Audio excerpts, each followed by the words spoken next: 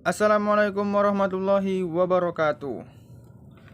Oke teman-teman subscriber, dimanapun teman-teman berada, semoga selalu dalam lindungan Allah Subhanahu wa Ta'ala, serta selalu diberikan nikmat, keselamatan, dan kesehatan, dan murah rezekinya. Oke teman-teman, yang belum ngopi dipersilakan untuk ngopi, biar imajinasi menjadi lebih baik.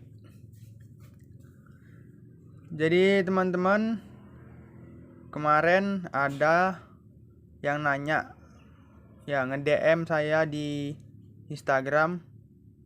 Instagram saya, nama Instagramnya lensa balap underscore padang silimpuan 021. Oke, nanti saya tuliskan di deskripsi. Jadi kemarin teman itu menanyakan mengenai, Bang, kalau buat motor rasio kompresi tinggi, pasti piston sama deksel ataupun piston dengan klep pasti jaraknya lebih dekat, Bang. Gimana cara menentukan agar piston nggak nabrak sama deksel ataupun klep? Di sini kita akan menjawab dari pertanyaan teman kita tersebut. Oke teman-teman, langsung aja. Sebelum kita ke pokok pembicaraan, ya buat teman-teman untuk lebih mendukung channel saya ini agar lebih maju lagi ke depannya, saya lebih semangat lagi membuat konten ini. Jangan lupa dukung channel ini dengan cara klik tombol subscribe, like, and notifikasi loncengnya. Serta apabila video ini bermanfaat, jangan lupa dibagikan ke teman yang lainnya. Oke? Jadi kita langsung aja ke pokok pembicaraan. Pertama, untuk menentukan coakan, mana saja yang perlu dibubut atau dicoak-coak, ya kan, di bagian piston untuk menyesuaikan dengan klep. Dan kita menentukan berapa kedalaman coakan klep. Yang pertama kita gini teman, kita harus mengetahui berapa ukuran klep in, berapa ukuran klep X. Apabila kita untuk kompresi yang tinggi, maka jangan kita terlalu membuat besar celah antara coakan klep pada piston dengan klep, supaya ruang bakar benar-benar sempit. Di coakan klep pada piston diberi spelling, semisal ini, ya kan, klep ini menggunakan diameter 34,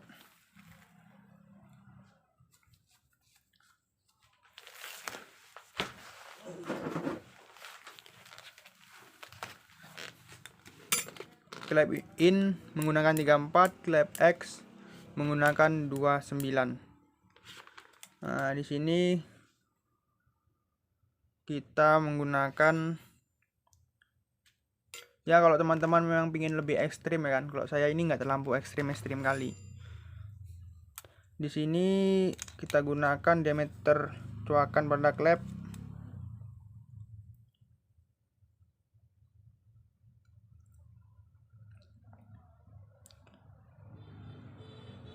di sini berhubung diameter klep in 34, kita di sini menggunakan coakan dengan diameter 36.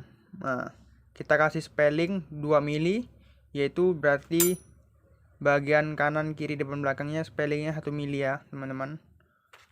Kita kasih spelling 1 mili aja.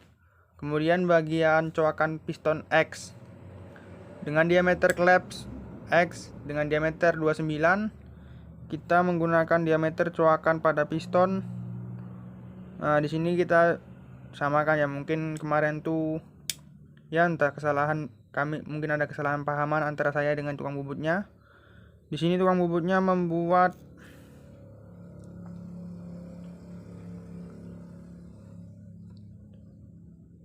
31,5 ya, 31,5.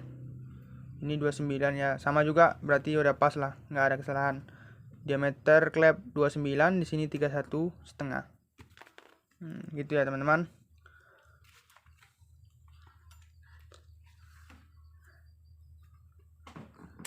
Nah, kemudian setelah kita menentukan berapa diameter coakan klep yang akan kita buat di piston, kemudian kita harus memperhatikan. Nah, contohnya pada deksel saya ini kuba. Nah, kuba ini diameter kanan kirinya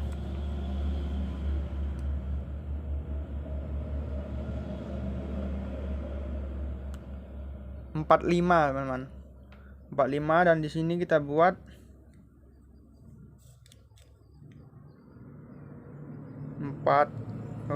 39. Berarti selisih 6 mili.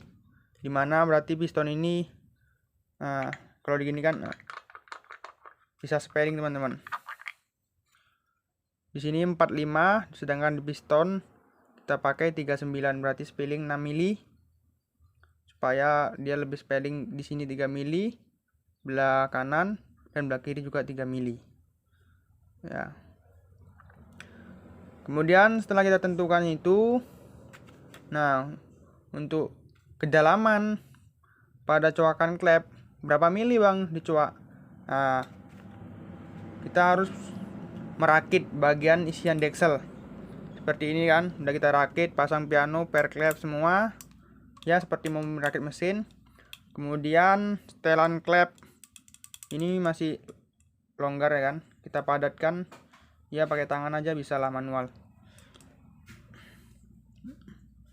Ini spelling sampai dia bener-bener ya rapat dengan klepnya. Nah, di sini udah tidak ada spelling lagi ya teman-teman, cuman bisa goyang kanan kiri aja ya. Kalau goyang kanan kiri ya kisaran 0,5 atau 0,3, dan X nya juga.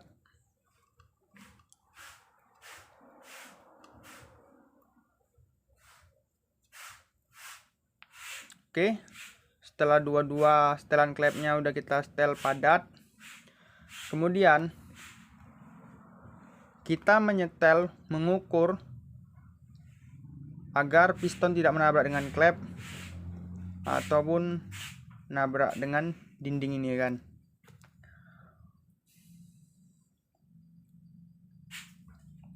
Yaitu dengan cara kita overlapkan teman-teman. Overlap itu dimana langkah dari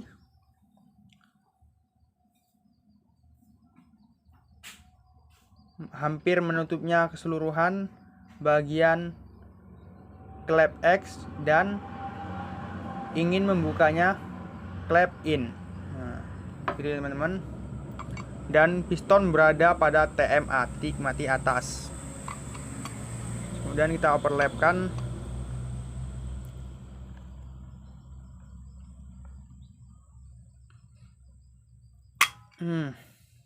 Oke teman-teman, di sini piston udah berada pada keduanya membuka bersama ya teman-teman.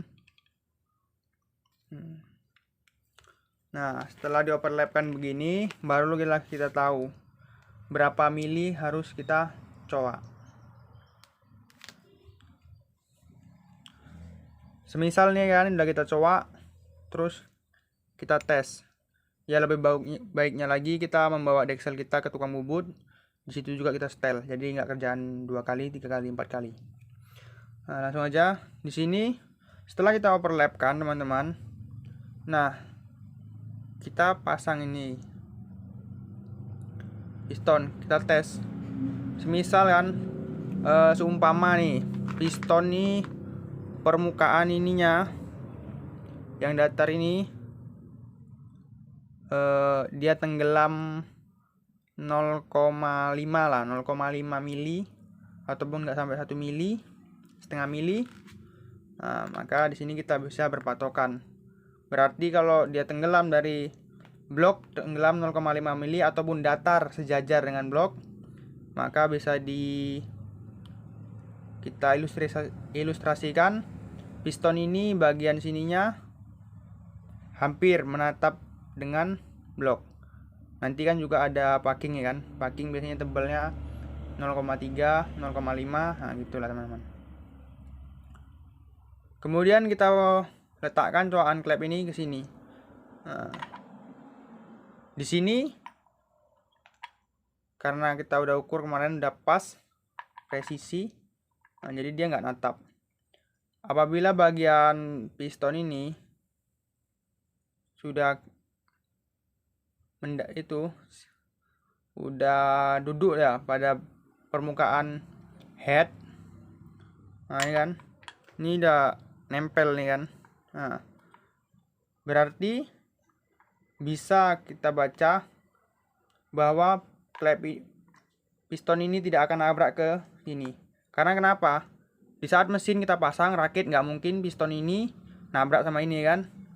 Tadi saya bilang ada spelling 0, sekian, 0,5 pada blok, dia tidak tenggelam, ditambah packing deksel. Nah, jadi nggak mungkin bertabrakan. Setelah kita gini kan, oke, sini udah menunjukkan aman. Jadi kalau misalnya kawan-kawan udah dicoak tapi piston masih ngambang nih kan, masih ngambang karena bersentuhan dengan klep, nah maka itu bisa diprediksi mentok teman-teman. Usahakan sampai bisa gini teman-teman. Kemudian kita cek juga dia bisa goyang kanan dan kiri. Berarti bagian piston ininya kanan kiri coakan klepnya tidak menabrak dengan bagian kanan kiri klep. Oke. Bisa goyang kanan kiri, bisa goyang atas bawah. Nah, itu menunjukkan tidak ada tabrakan antara klep dengan coakan klep pada piston. Oke. Nah, kemudian juga kita balikkan lagi.